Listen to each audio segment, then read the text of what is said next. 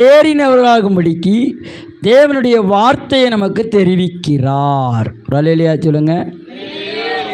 இன்னைக்கு நம்ம பார்க்க போகிறது என்னென்னா, தேவ ஆவியானவர் விசுவாசிகளாகிய நமக்கு தேவனுடைய சித்தம்னா என்ன, அவருடைய விருப்பம்னா என்ன, அவருடைய ஆசைனா என்ன, அவருடைய மகிமைனா என்ன என்பதை நீங்கள்லாம் கண்டுகொள்வதற்கு முதல்ல நமக்கு என்ன தேவையா? தேவ ஆவியினால் எழுதப்பட்ட வார்த்தையை விசுவாசிக்க வேண்டும். அல்லேலூயா. என இதிலும் பெரியவைகளை காண்பாய் என்ற வார்த்தை தேவ வார்த்தை. அல்லேலூயா. இந்த வார்த்தை என்ன வார்த்தை? தேவ வார்த்தை. நாம் என்றைக்குமே சின்னதாக பார்க்கக்கூடாது. தேவ பிள்ளைங்க நீங்கள் நான் என்னதான் பார்க்கக்கூடாது? சின்னதாக பார்க்கக்கூடாது. எல்லாமே பெருசாக பார்க்கணும். ஆமென். பெரிய லெவலில் பார்த்தா எல்லாம் பெரிய லெவலில் நடக்கும். நீங்கள் சின்ன லெவல்லையே பார்த்தீங்கன்னா சின்ன லெவல் தான் நடக்கும். ஆனால் நம்ம கண் எதை தான் பார்க்கணும்? அப்போ வேதம் சொல்லுகிறது, நீ பெரியவைகளை காண்பாய். எப்படி காண்பாய்? நீ எப்படி காண்பாய்? எப்படி காண்பீங்க? பெரிய சுகம். சொல்லுங்க, பெரிய சுகம், பெரிய விடுதலை, பெரிய ஐஸ்வர்யம், பெரிய காரு, பெரிய சொல்லு, எல்லாம் பெரிய வீடு, பெரிய சபை. அல்லேலூயா. இங்கே எப்படி பார்க்கணும்? வேதம் எப்படி சொல்லுது பாருங்க. தேவ ஆவியானவர் நாம் எல்லாவற்றையும் தேறினவராகும்படிக்கு தேவனுடைய வார்த்தையை நமக்கு தெரிவிக்கிறார். நான் எப்படி இருக்கிறேன்? நான் தேர்னவனாக இருக்கிறேன். எங்கள் ஆண்டவர் என்னை குறுக விட மாட்டார். எப்படி விட மாட்டார்? என் ஆண்டவர் என்னை வெட்கப்படுத்த விட மாட்டார். என் ஆண்டவர் என்னை கஷ்டப்படுத்த விட மாட்டார்.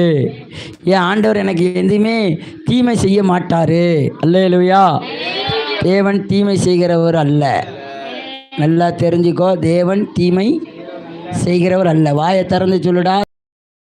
அப்போ என்ன பண்ணணும்? தேவன் தீமை செய்கிறவர் அல்ல. அப்போ நம்முடைய ஆண்டவர் தீமை செய்கிறவர் அல்ல என்பதை நாம் நன்றாக அறிந்து கொள்ளணும். நாம் நற்கிரிகளை செய்ய அவரே நம்மை தகுதிப்படுத்துகிறார். நம்ம நல்ல காரியத்தை செய்வதற்கு தேவனுடைய சித்தம் நம்மளை என்ன பண்ணுது? நற்கிரிகளை செய்வதற்கு நம்மை அவரே தைரியப்படுத்துகிறாராம். அவரே தைரியப்படுத்துறது மாத்திரமல்ல, அவரே நம்மை தகுதிப்படுத்துகிறார். நீ எப்படி நற்கிரியை செய்யறதுக்கு தகுதிப்படுகிறாய் என்றால், வேத வசனம் சொல்லுது, கர்த்தரை நம்பி நீ என்ன பண்ணு? நன்மை செய். அல்லேலூயா.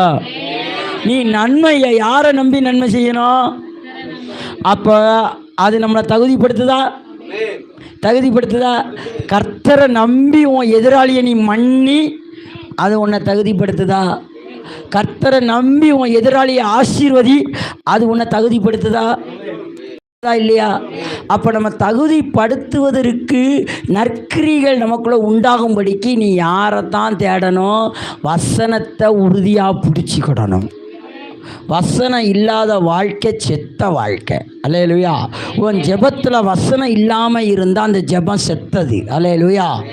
உன் வாழ்க்கையில் வசனம் இல்லைன்னா நீ செத்த வாழ்க்கை. உன் ஜெபத்தில் வசனம் இல்லைன்னா அதுவும் செத்த வாழ்க்கை. அல்லேலூயா.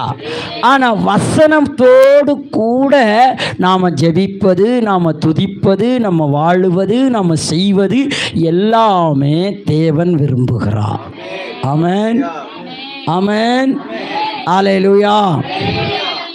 பாருங்கள், தேவ வசனத்துக்கு அவ்வளவு வல்லமை இருக்கு. என்ன இருக்கு? இது கொஞ்சம் சவுண்ட் ஆகி. ஆமென். தேவ வல்லமைக்கு என்ன இருக்கு? வசனத்துக்கு வல்லமை இருக்கு. வல்லமை வல்லமை வல்லமைன்னு வாயில சொல்லதை காட்டிலும் வசனத்தை சொல்ல சொல்ல சொல்ல சொல்ல சொல்ல சொல்ல சொல்ல சொல்ல சொல்ல சொல்ல சொல்ல சொல்ல அங்கே என்ன வருது? நீ ஆசீர்வாதமாக இருப்பாய். நீ ஆசீர்வாதமாக இருப்பானா, உனக்கு நீ வடை சுட வேண்டாம், உனக்கு ஒருத்தன் வடையை சுட்டு கொண்டு வருவான்.